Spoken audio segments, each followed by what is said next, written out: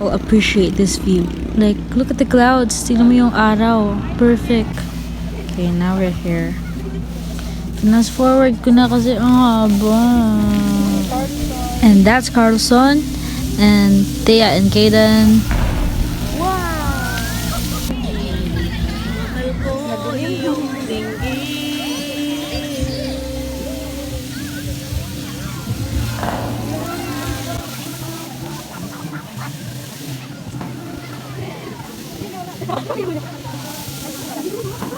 Picnic dito, ang ganda ng ambience sa gabi pa. Tas yung mga ilaw, yellow lights, bro, ang perfect talaga. If you're there, maganda talaga.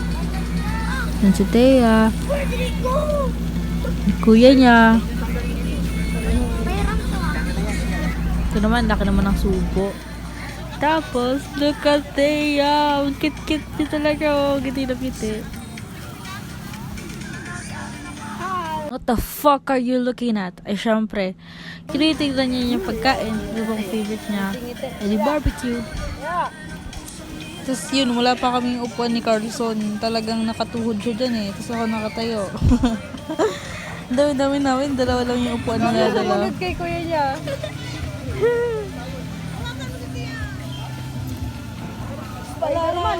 Spider-Man! Do you ever look at someone and wonder, what is going on inside their head? What the fuck are you doing, bro? What the fuck? Alam ko sabi niya noon, ate, feeling ko we're both autistic, we're just not diagnosed. Sabi niya ganyan. Well, hindi naman porket ng crazy stuff na ginagawa natin, that means autistic na tayo. Ikaw, pwede ka pa, autistic ka.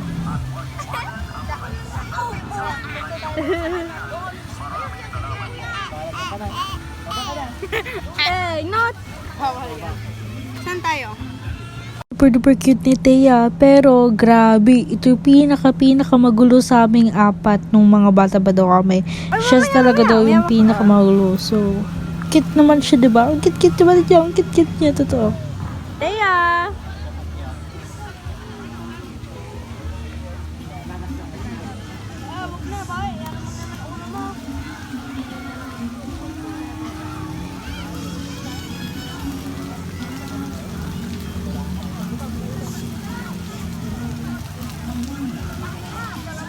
Nakababa ka na. Isa din to, grabe nung bata to dahil yung toddler pa to. Super duper gulo din niya, as in, super duper. Pero mas magulo si Thea, I think. Mas magiging magulo siya.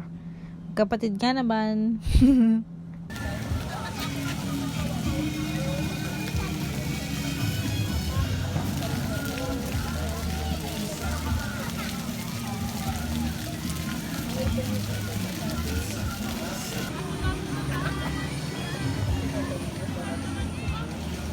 Ay! Baba! Ay!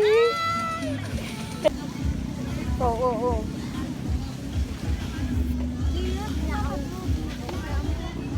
Saan yung phone?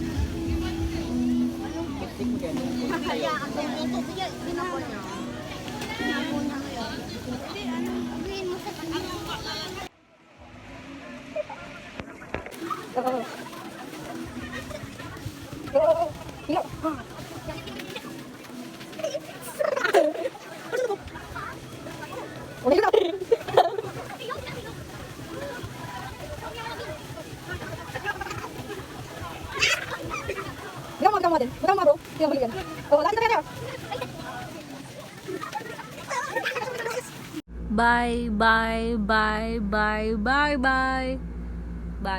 Bye again. Bye.